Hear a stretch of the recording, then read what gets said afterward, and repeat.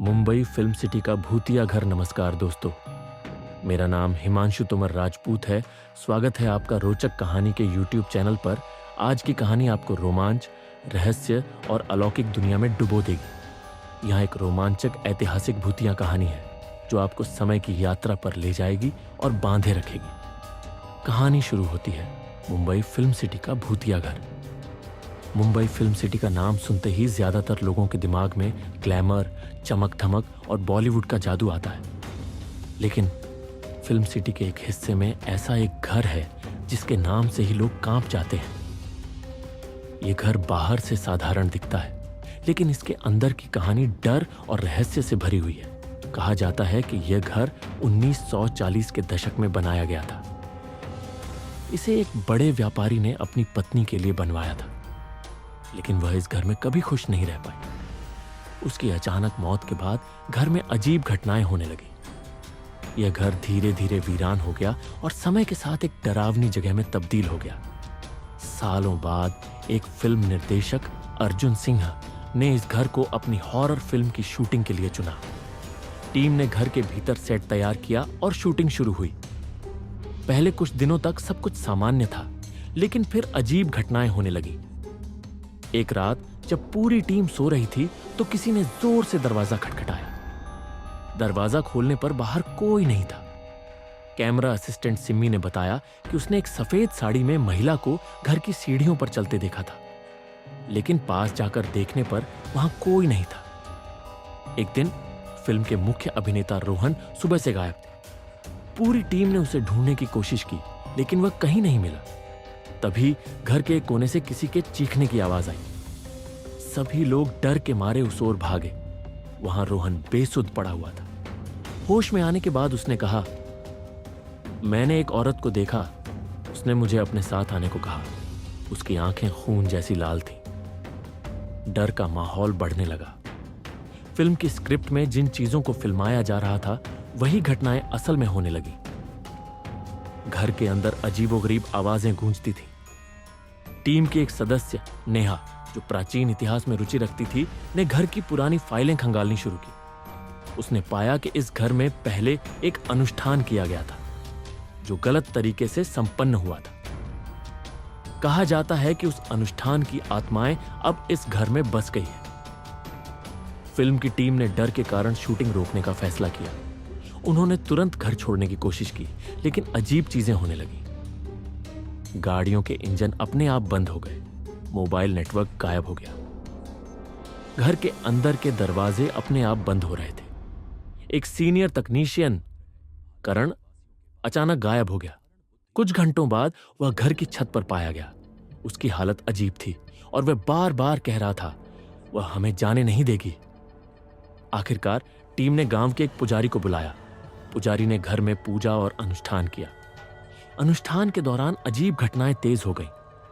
घर की दीवारों से खून टपकने जैसी चीजें दिखी, लेकिन जैसे ही अनुष्ठान पूरा हुआ, सब कुछ शांत हो गया। टीम ने अगले ही दिन घर छोड़ दिया और फिल्म सिटी प्रशासन से उस घर को बंद करने की सिफारिश की। आज भी मुंबई फिल्म सिटी के इस घर को कोई छूने की हिम्मत नहीं करता। वहां जाने वाले लोग अब भी कहते हैं कि उन्होंने घर के अंदर से किसी के रोने और हंसने की आवाजें सुनी हैं। खौफनाक घटना के बाद विक्रम और उनकी टीम तो खंडहर से निकल आई, लेकिन उस रात के बाद सबकी जिंदगी में अजीब बदलाव आने लगे। विक्रम को हर रात एक ही सपना आता। सफेद साड़ी में एक औरत उसे घूर रही है और धीमे धीमे कह रही है, तुम्हारी सजा अभी खत्म नहीं हुई, वापस आओ। रिया ने अपने घर में बंद दरवाजों को अपने आप खुलते और बंद होते देखा।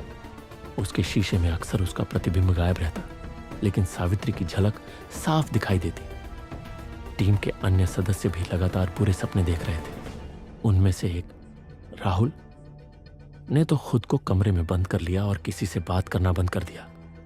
विक्रम ने इन अजीब घटनाओं को नजरअंदाज करने की कोशिश की, लेकिन एक दिन रिया अचानक विक्रम के घर पहुंची।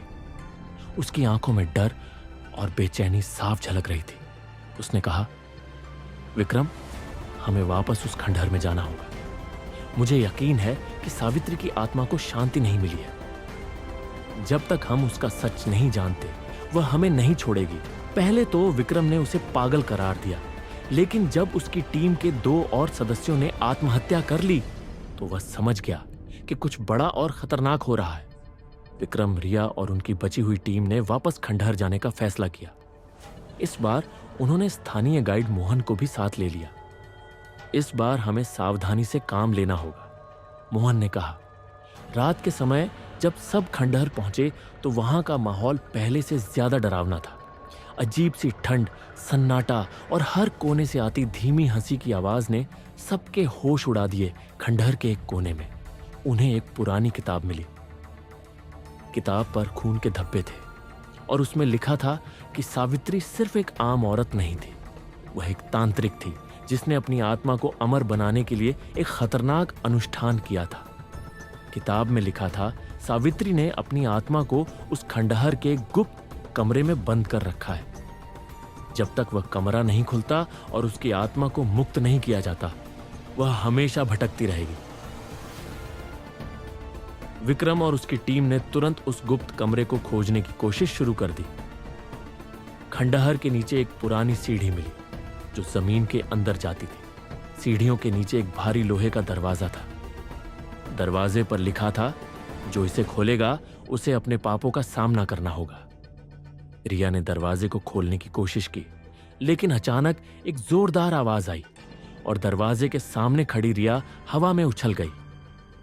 तुम्हें सावधान रहना होगा, मोहन ने कहा। किसी तरह दरवाजा खुला और अंदर का दृश्य सबके रोंगटे खड़े कर देने वाला था।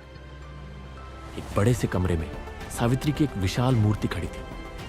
मूर्ति के सामने खून के ताजे धब्बे और अजीब तंत्र मंत्र के निशान बने हुए थे। अचानक कमरे में मौजूद हर चीज हिलने लगी। सावित्री की आत्मा वहां प्रकट हुई। उसने विक्रम की ओर इशारा करते हुए कहा, तुमने मेरी जमीन को अपवित्र किया, तुम्हें इसकी सजा मिलेगी। विक्रम ने साहस दिखाते हुए कहा, तुम क्या चाहती हो? सावित्री की आत्मा ने कहा, मुझे मेरी आत्मा को मुक्त करने के लिए बलिदान चाहिए। सावित्री ने कहा, तुम में से किसी एक को अपनी जान देनी होगी, तभी मेरी आत्मा को शांति मिलेगी। यह सुनकर सबके होश उड़ गए। रिया ने कहा, हम ऐसा कुछ नहीं करेंगे। लेकिन जैसे ही उसने यह कहा, कमरे की दीवारों से खून बहने लगा। मोहन डर के मारे बेहोश हो गया। विक्रम ने कहा, अगर यही एकमात्र रास्ता है तो मैं अपनी जान देने के लिए तैयार हूं। रिया ने उसे रोकने की कोशिश की, लेकिन विक्रम ने कहा, अगर मैं ऐसा नहीं करूंगा तो हम सब मर जाएंगे। विक्रम ने सावित्री की आत्मा से कहा, मैं तुम्हारे बलिदान के लिए तैयार हूं, लेकिन मेरी टीम को छोड़ दो। सावित्री की आत्मा ने मुस्कुराते हुए कहा, तुमने सच्चाई को स्वीकार किया, जाओ, तुम सबको माफ किया गया। जैसे ही सावित्री की आत्मा ने माफी दी, वह गायब हो गई। खंडहर में अचानक शांति छा गई। लेकिन विक्रम और उसकी टीम ने उस खंडहर को हमेशा के लिए छोड़ दिया।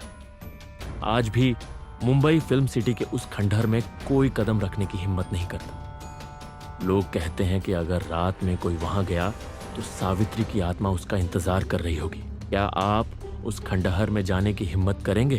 दोस्तों, कैसी थी आज की कहानी? कमेंट करके जरूर बताना। अगर आप रोमांच और रहस्य सच्ची कहानी के प्रेमी हैं, तो हमारे चैनल को सब्सक्राइब करें और हमारे साथ इस रोमांचक सफर का हिस्सा बने।